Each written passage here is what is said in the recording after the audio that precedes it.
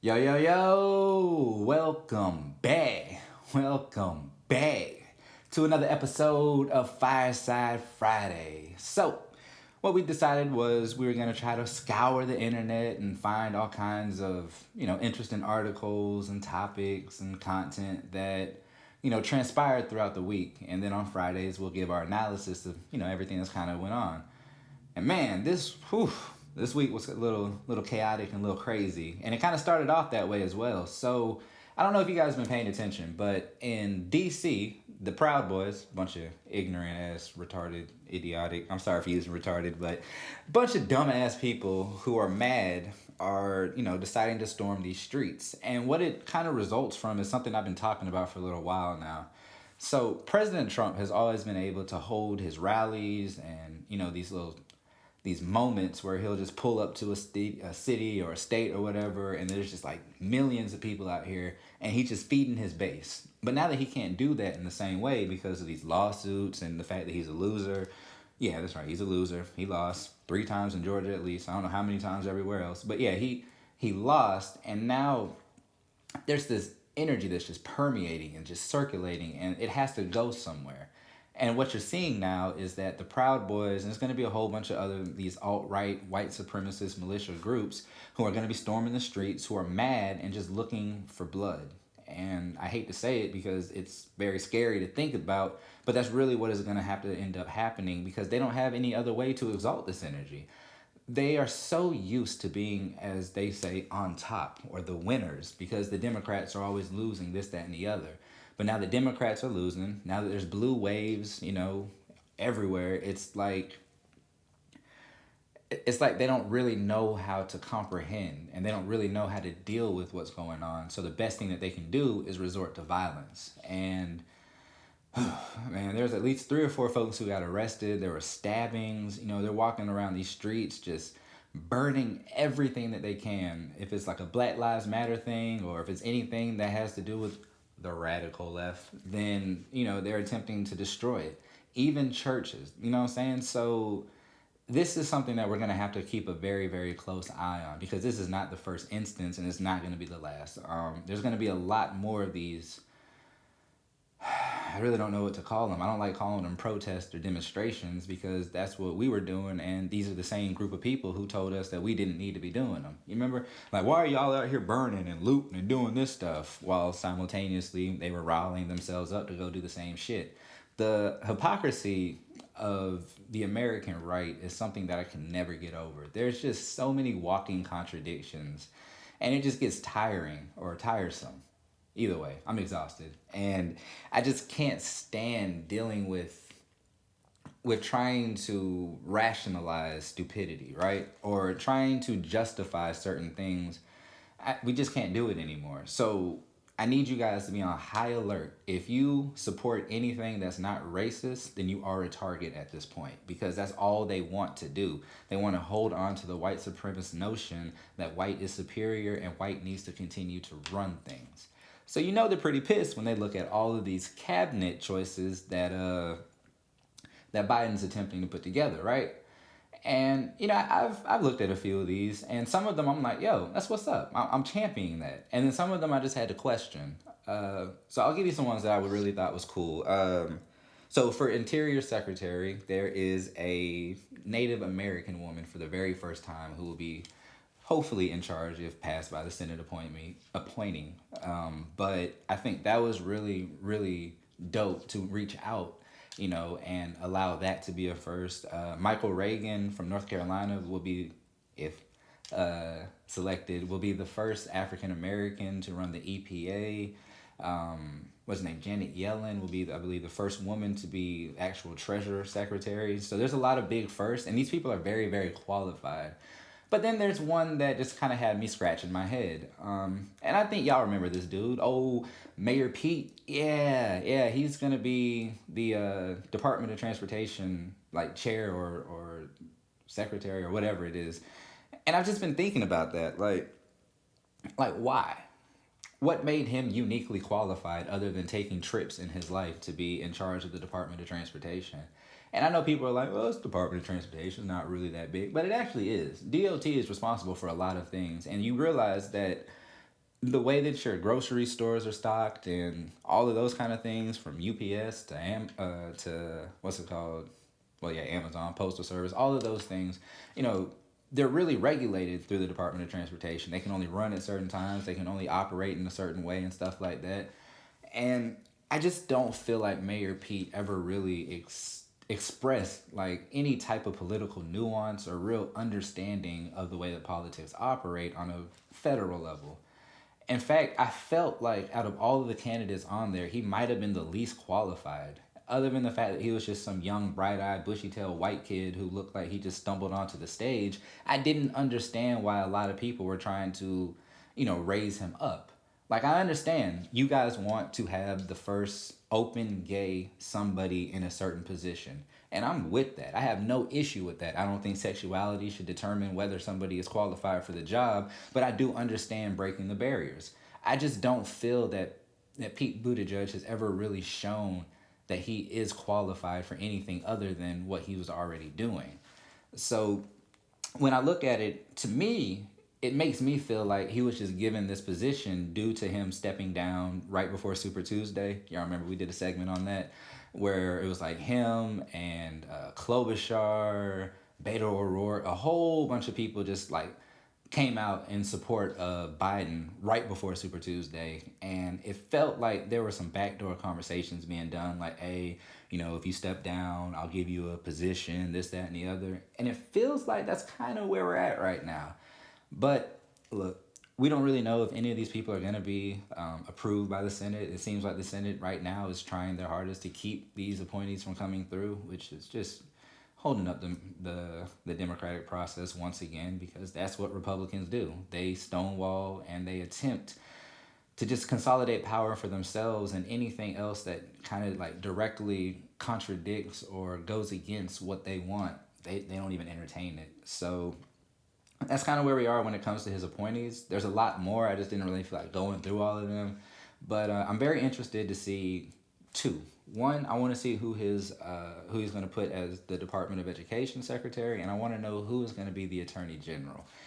Because let's be honest, y'all, the Attorney General right now, that position is very, very, very valuable.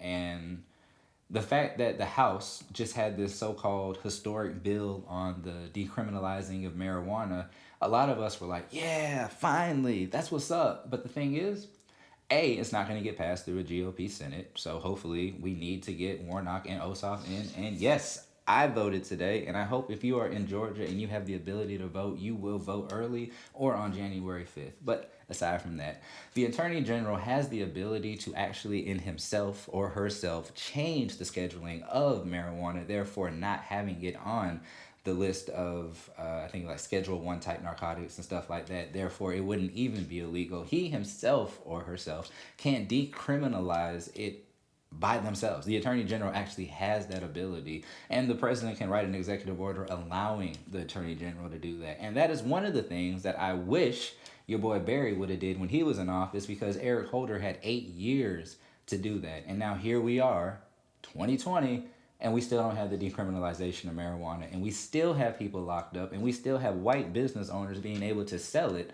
So I don't know if you've heard, but there's this Harvard graduate, and he's working on this, new type of cannabis or whatever it is, and he believes, based off estimates, that he could reach about $50 million a year through the way that he's farming his cannabis. But then when we look at people who get picked up for an ounce or 2 ounces on the streets and stuff like that because they weren't able to go through the legal avenues, maybe it might be their state, or maybe it might be they weren't able to get a license or this, that, and the other, because black people have been getting shielded and shafted and basically not allowed to explore this new industry that is starting to open up in multiple areas. So they're still getting locked up for it. You know what I mean? Like, so I don't quite understand why Obama's administration didn't do it. But now that we have Biden, there is a very good chance that he can make a decision to appoint somebody that could actually do this, and that's something that we need.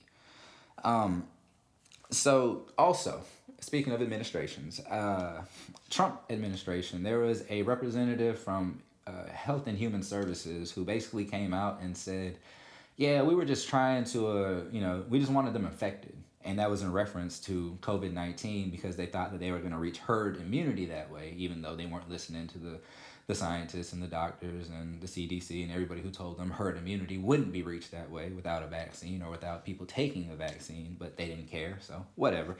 But their goal was to continue to keep the economy open. During the summer when we were having all of these issues about is it going to shut down, is it not going to shut down, are we going to have a mask mandate, and all these kind of things. Well, they were with information that contradicted what they were doing. They still pushed to keep everything open, so they knew that they were going to infect infants and teens and children, and that was their hope. That is beyond sickening. That is pure evil. But that is indicative of what this whole Trump administration has been. Nothing but corruption and misdirection, a whole bunch of lies, or as Kellyanne Conway, punk ass, put it, alternative facts. So when you create a reality based off of alternative facts, everybody else who's living sanely or with sanity, they can see through it, but they can't do anything because they're ultimately powerless. Because you have the power and you're creating your own reality based off of what you want and not what actually is. That was my biggest issue with this whole past 4 years and the way that Trump ran this. Because there's articles, and you can go find them, there's actually a lot of them, that allude to the fact that if you are a consistent Fox News viewer, then you are actually living in an alternate reality from everybody else. So, one, I think we should probably look at the way that Fox News does things. I know they had that lawsuit that said that, technically they couldn't be sued because they're not an actual news outlet and they're more entertainment. But then they shouldn't call themselves A, Fox News, and B, they shouldn't be allowed to parade as if they are an actual news outlet, and they should put disclaimers on everything that they do saying this is strictly entertainment, do not take this at face value, or something of that nature. Now, I'm not saying CNN and MSNBC and other mainstream news outlets are where you need to get your facts from. I'm definitely not saying that. But what I am saying is that they do at least attempt at times to bring some regularity to what's going on, and they attempt to find stories without having to, I don't want to say whitewash, but by they don't really try to exclude the facts. They might omit certain parts of a story that they might not feel relevant, and that's not right either, but they're not purposely trying to disseminate false information in the hopes of invigorating a whole bunch of anger out of you or just invoking certain emotions. So Fox News, like, we got to do something about that. Um, I don't want to talk y'all's heads off because I got a couple things I got to get into. But so the last thing I wanted to talk about, it was just kind of funny to me. So there's still talk that Trump believes that on January 20th he's not leaving, no matter what. He's like, I'll lose these lawsuits and this, that, and the other, but I am not leaving this White House. And I love that. I want him to stick to his convictions because there would be nothing funnier than watching his ass get dragged out by Secret Service and thrown to the bottom of 1600 Pennsylvania Avenue. That would be beautiful. I would love to see that because it would just, it would be the culmination of everything that you wanted. You know what I'm saying? It's like he basically attempted to destabilize the United States institution by institution, from the intelligence community to the Justice Department to the media, everything. He really just ran through it, just ramshack, like, fuck it, I'm going to destroy this. And he did, because there is, I don't want to say irreparable damage, but there's generational changes that have been instilled due to the negligence that this man has displayed. So to watch him really actually have to be dragged physically through those doors and thrown out, that would just be beautiful. And I'm really hoping for that. So I don't really know what's gonna happen, but I do want to do a quick recap. I was serious when I told y'all you need to be on high alert because these people are very angry and they don't know what to do with their anger. And they are going to attempt in every way to scare you, to put fear into your hearts, or to kind of change the course of the way that things are going. And once they realize that they can't change that course, well, I kind of hate to see what's going to happen at that point, but it is going to happen. And I want you guys to be prepared for that. I want you to be prepared for the fact that also, just because we're saying that these are the nominees for Biden's cabinet, that does not mean that they will be there. But I want you guys to start looking them up, start seeing who is going to be in these cabinets and see who they're replacing. So you can actually kind of understand the transition, and you can also start to see, like, okay, DeVos, she was trash as the, Department of Education secretary. So, who's this next person? Then kind of like look at their track record and stuff like that. I want you guys to get more politically involved. I want you to understand what's going on. I need you to understand what's going on, because if we have a more educated voter base, then we can make more educated votes. And when we do that, we could have a way better society. So, from everybody here at Controversial Conversation, I thank y'all for listening. I hope you subscribe. I love y'all, and I'm out.